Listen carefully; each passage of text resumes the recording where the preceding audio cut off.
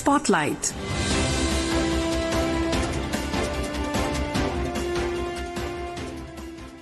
This is Akashvani. In the program Spotlight, now we bring you a discussion on India's historic export surge. The participants are Jayanta Chowdhury, economic analyst, and Sonu Sud, anchor.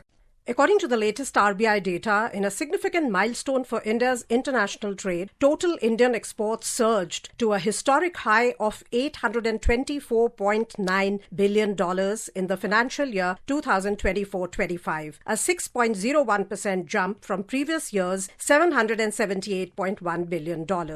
To discuss this surge in Indian exports, what it says about the Indian economy's resilience and the road ahead, we have with us economic expert Jayanta Chowdhury. Warm welcome to you, Jayanta, on Akashvani. Thank you, Sonu. Jayanta, these heartening figures which have been released by RBI regarding Indian exports having touched a new high record, they have crossed $800 billion. How do you see these figures? What do they say about the Indian economy's resilience, especially given the uncertainty in the global trade environment right now? There were two uncertainties. One, of course, is the Trump tariff. We know about it. From November onwards, he's been threatening, and that has really disturbed global trade patterns. That's one. The other is that both the European economy and the US economy, as well as, for that matter, the Japanese economy, have actually been not in the negative territory per se, but they were not doing all that well. So there was this chance of, their growth actually declining, going into negative territory. So there was that problem was there for some time now. So our export effort, merchandise export effort, has been consequently really been caught up. If you notice, the figures are great. Almost $821 billion of exports, services and merchandise. But the real growth has been in services. We have made about $380 billion of money out of services exports. So as you very rightly pointed out that the services exports, they are continuing to drive the growth momentum, and they grew at 13.6%. Can you decode this for us? Why do you think Indian services exports are growing at this fast pace? And do you feel that services will continue to relatively outpace manufacturing in terms of exports growth? I think it will continue to do so, at least for the next 2 years, because Trump tariffs has not died out. I mean, the threat is there and we don't know what's going to really happen. And USA hasn't posted great growth results, and it's our biggest market. So services exports will continue to drive us. Why is services exports doing so well? Frankly, because we were earlier basically very basic level service exporters. We were selling software, we were doing BPO work, etc., etc. Now we are doing a little bit of value addition. We are getting into fintech, we are going to coding into AI, other areas. Defense technology, the software that you need for that's being done by us. So these are extremely value-added items that we are selling, and that is where our profits are coming in. These are niche areas, but they increase your volume of trade by a lot, and your profitability really increases. So that's what has been happening. That's what has been driving us. Hopefully that will continue to drive us. If you look at our merchandise exports, there is always, there is a rainbow at the end of any dark cloud. The rainbow is 5 things really. Engineering goods, which has done very well. It's grown by just 6.7%, but it's grown despite this headwinds, and we have made about $117 billion of it or so. Auto components, we did well. $21.2 billion, 5.5% growth. Electronics has been the best story. It's 32.5% growth, registering about $38.6 billion. But RMG, because Bangladesh made a self-goal, they threw out Sheikh Hasina's government and the new government came. There were mobs all over the place, chaos, factories got burnt. They were unable to, do the orders which had been given to them just ahead of Christmas. So many of those orders came to us. So we did well. We registered a 10% plus growth. RMG of all textiles sold about $16 billion worth of goods, which is good. So hopefully we will be able to get some more orders from there. Drugs and pharmaceuticals, which was kind of tapering off because a lot of people were getting into the same space, generic drugs. A lot of companies, even African countries, were getting into it. But still, we managed to do well, 9.4%, $30.5 billion. So that's really, really, really good news for us. Thank you so much for taking us through these sectors which have played a vital role in this surge. And even though the traditional verticals like, RMG, ready-made garments and handicrafts are still key exports of India because they are labor-intensive also, But now, as you have said, we have made significant inroads in high-tech sectors like electronics, engineering, pharma. So you feel that the Indian export basket is steadily showing an upgrade over the years? It's changing. Instead of selling tobacco and rice and, stuff like that, jute, we are now selling much more value-added goods, and I hope that will continue. Even in RMG, we have to really target high-end RMG goods, ready-made garments, instead of the routine ones which we make, cheap shirts, cheap skirts, etc. We should make higher value-added things. We should try and create labels of our own. India should have own labels so that it sells, So we should get into that kind of an area. That is what we need to do. And we have to diversify our markets in a big, big way. We have to go into Africa in a bigger way. We have to go into Latin America in a bigger way. Since our neighborhood is troubled, so we have to concentrate on Southeast Asia in that case. So export diversification, both geographically and in terms of product lines, has to continue, which we have seen in the last... If we are making garments, we have to get into specialty garments. We have to get into not only high-label garments, but we have to get into things like the kind of garments that are worn by, let's say, sailors, let's say, firemen. We should get into that. So, Jayanta, what do you think are the strategic government policy measures that have driven this surge in exports, which have, taken us to a historic high? You feel that Make in India, Make for the World mission of the Indian government has yielded positive results? The PLI has helped. It has brought in a lot of companies. Apple has come in a big way into India. The other thing is that Look East and then, Act East policy, that has driven our exports to a large extent. The other thing is embassies have become much more geared to trade diplomacy. But now we need to sell.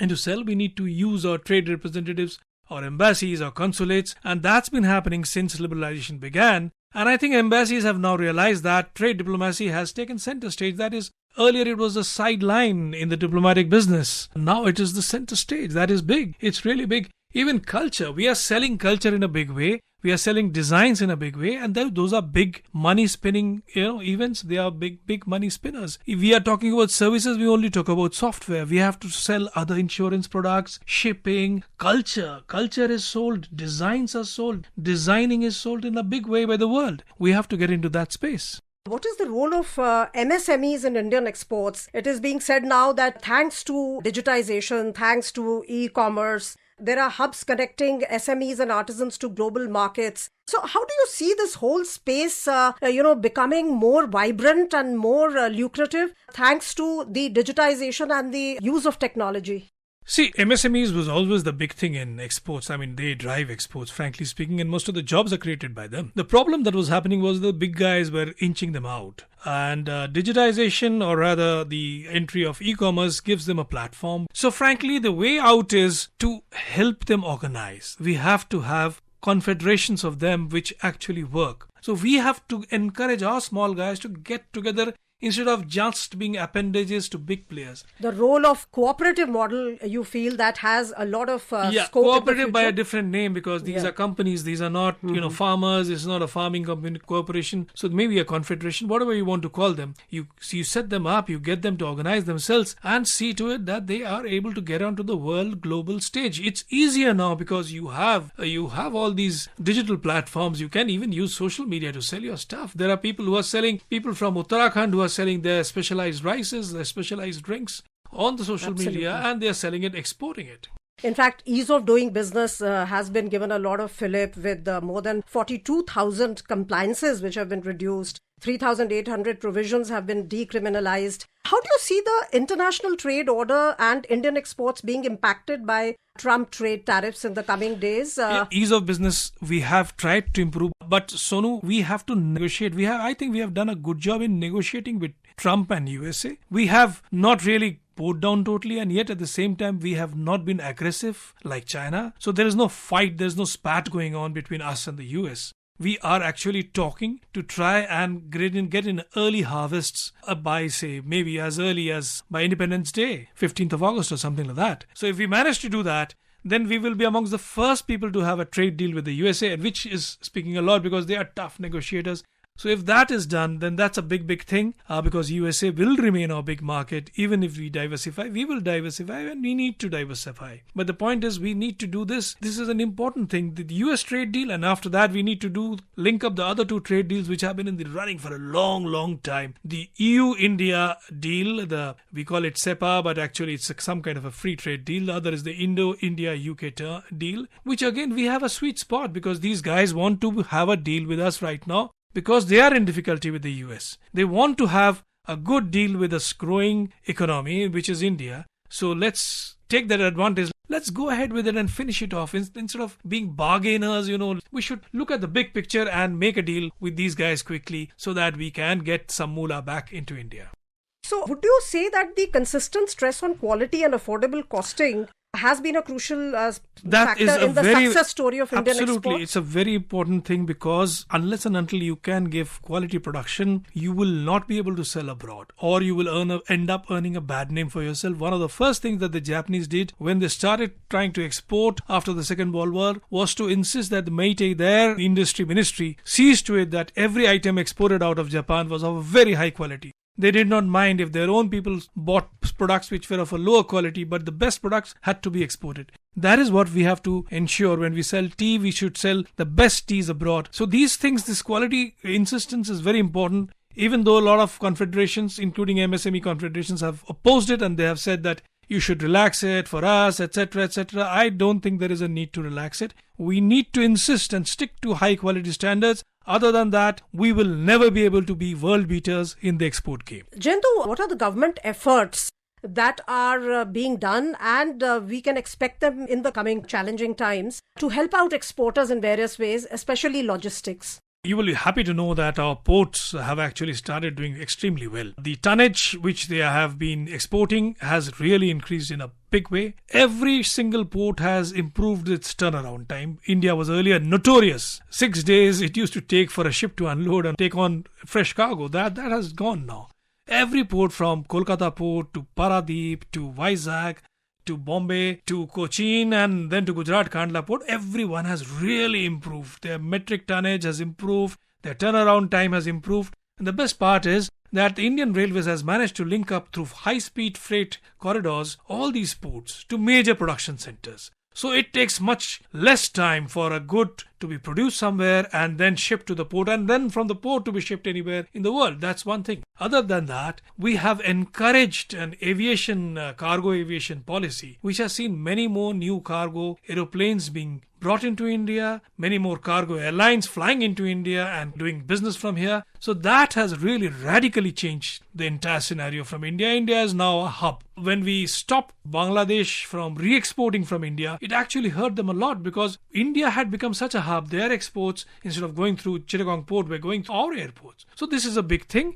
I hope Nepal, Bhutan, etc. are able to take that facility that we are giving to be able to become export hubs in their own right. The other thing is that there is a competitive spirit. There's an animal spirit among states. They are trying to come up with export incentives. Look at the way the three southern states, Telangana, Andhra and Karnataka, are competing with each other to see to it that the real Silicon Valley of India is within their territories. The amount of incentives they are giving, the amount of work that they are doing, infrastructure, it's phenomenal. Jharkhand, it has come up with a new textile policy which has encouraged big players to shift base from Gujarat to Jharkhand to produce their textiles there. This is phenomenal. This kind of spirit, it's not just the center which is doing a fantastic job, but it's the states which are on their own imbibing it. They're trying to help out exporters. This, I think, is the future of Indian exporter effort. So with concerted efforts on all fronts is what you're saying, India is poised to not only sustain but also accelerate its export momentum. Thank you so much for this discussion, Jayanta. Thank you, Sonu. You were listening to a discussion on India's historic export surge.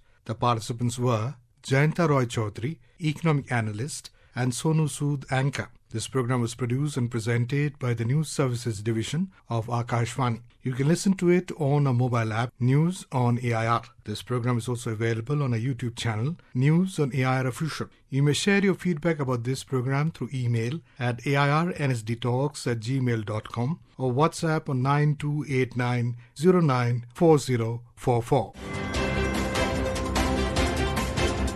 Spotlight.